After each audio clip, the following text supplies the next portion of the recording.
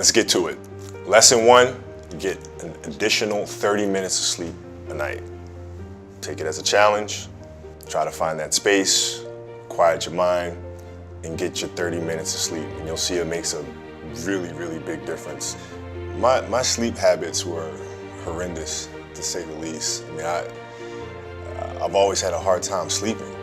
I couldn't figure out how to shut my brain off. So what made the light bulb come on is that I went out there and played a game, and I played like crap. And I was like, why am I playing like crap? Because I've been practicing these same moves over and over and over. But yet, I couldn't execute them properly. I was feeling sluggish, I was feeling lethargic, and I knew it wasn't because of my training, because I had trained obsessively. So then I started looking at other things. And that's when I came to the realization that, hey, Kobe, you're not 21 years old anymore, buddy. Like, maybe the fact that you're sleeping 2 or 3 hours a night, maybe that has something to do with the fact that you're playing like crap. And that's when I started really evaluating those things. And I'd say lesson 2 would be just 5 minutes of quiet time. 5 minutes for you to be mindful and to just sit and find that inner voice and just kind of listen to the self. Preferably would be in the morning as you start your day. I meditate every day. And I do it in the mornings, and I do it for about 10 to 15 minutes. And I think it's important because it sets me up for the rest of the day. It helps me. It's like having an anchor. If I don't do it, I feel like I'm constantly chasing the day, as opposed to being able to be controlled and dictate the day. Not that you're calling the shots on what comes forward, but the fact that I am set and ready for whatever may come my way. I have a calmness about whatever comes my way and a poise. And that comes from starting the morning off with meditation. For me, it's really just listening to my inner self.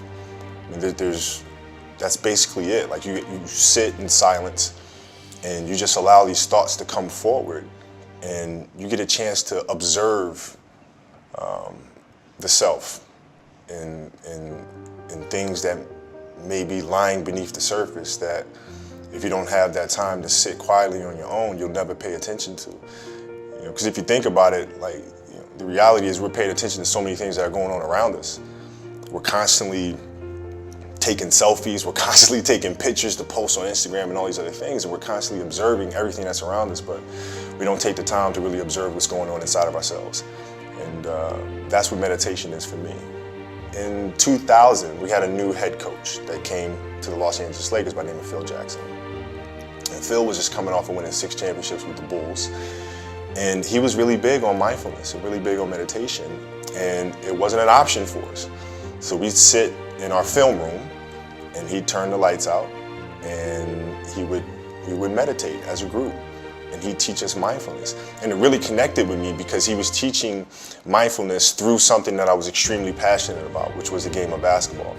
So it was told through the lens of, this is going to help you here. And so I had this curiosity about it, and that was my introduction to meditation. And then seeing the poise that we played with, the fact that we can be in a hostile environment with fans yelling and screaming and pressure situations, and it having no effect on us, because we were never too high, never too low. We were just in the moment, and felt very secure in who we were.